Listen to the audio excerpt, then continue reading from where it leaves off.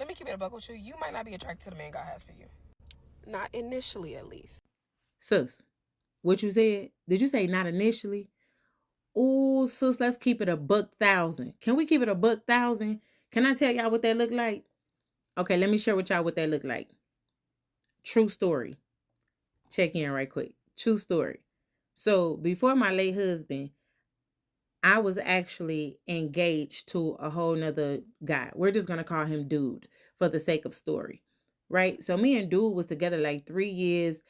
I think engaged like maybe a year and a half. So 2012 came. 2012 came. And me and Dude, it got toxic. It got extra toxic because it was already toxic.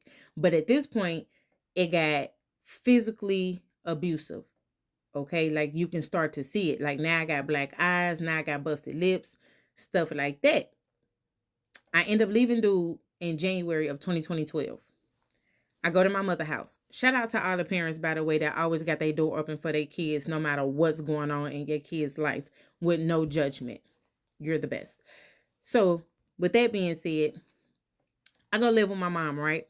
And so, in the process of living with my mom, my best friend, late husband at that time, best friend, platonic, okay?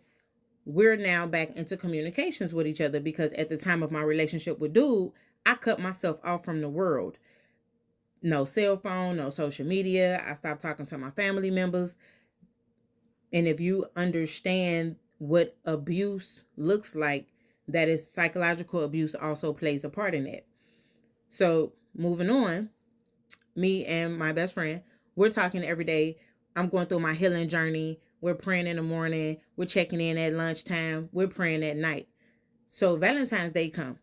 And dude didn't even give me nothing for Valentine's Day, y'all. Dude didn't give me nothing for Valentine's Day. But my best friend did. Okay? Now, what's the moral of the story? You're not attracted to them initially. Keep that in mind. Keep that in mind now. So I'm thinking my best friend is just doing a best friend's duty. I get a box in the mail, y'all. That box had my favorite chocolates in it. It had a money order in it, personally to me. Put a change in my pocket. A t-shirt in it, a throw blanket in it, and a cell phone. Mind you, the cell phone was already on when it came in the mail. I just had to charge it and talk.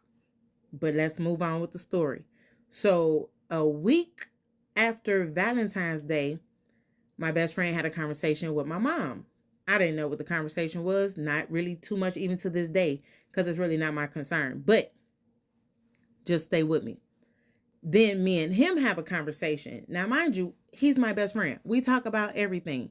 I am thinking, I am assuming, I will be the first to admit I thought. Now that hindsight is 22, I now know that that was the actual proposal. But for the sake of argument, for a very long time, I would always say we was just having a conversation. I didn't know you proposed, but don't miss the story. So we have a conversation about marriage. Would I marry him? Where would I like to get married at? What date would I like to get married? You know, what is my idea of a honeymoon? How do I feel about jewelry? All of the questions, we had that conversation.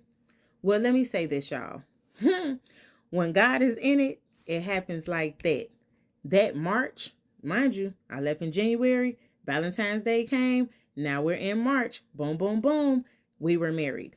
Okay? We were married. We consummated the vows. Beautiful little intimate family gathering. Well, the agreement and the plan was to come back home, pack up, do all that I need to do as far as my job was concerned, and then transfer everything down to where, at the time, my then now new husband was, right? I didn't do that. Now, here's the thing I want y'all to remember. We are overcome by the blood of the Lamb and the words of our testimonies. So I do not give my stories lightly. I give them with transparency and awareness. Okay? So I did not do that. I ended up, by all means, getting back in touch with Dude.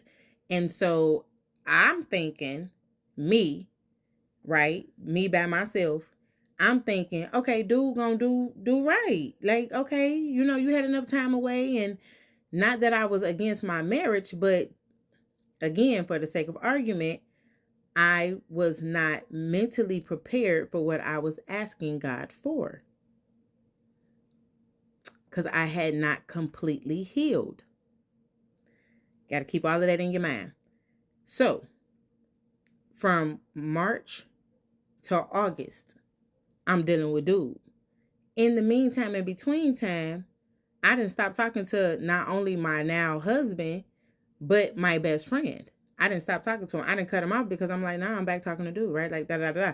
Like, all about not even considering what I really just did. So, August came. And at this time, I am done with dude, because let me tell y'all, the worst thing that you can do or experience is sleep with a person and remind them that they're committing adultery because they're married. Diabolical, right? Exactly. So, needless to say, I get to my mother's house. It's August. And there's a manila envelope addressed to me. Honey, when I tell y'all, that man had subpoenaed annulment papers on me. I opened that envelope and it was signed, sealed, and delivered. I was annulled. And if you're not aware of what annulled is, it's divorce without needing to go through certain procedures, because I proved neglectation on my marriage. So he didn't have to go through a whole lot of changes to prove it. And we hadn't lived together. So certain states have a different bylaw. So I was annulled, divorced. All in a matter of months. Okay. So for 2 years after that, y'all, for 2 years after that, I had to sit in that. And when I tell y'all, I always talk about walking in total forgiveness. It's not just what you have to do, it's what people do also with you and for you. So he had to walk in a level of forgiveness and grace for me that I didn't even understand until he was willing to marry me again.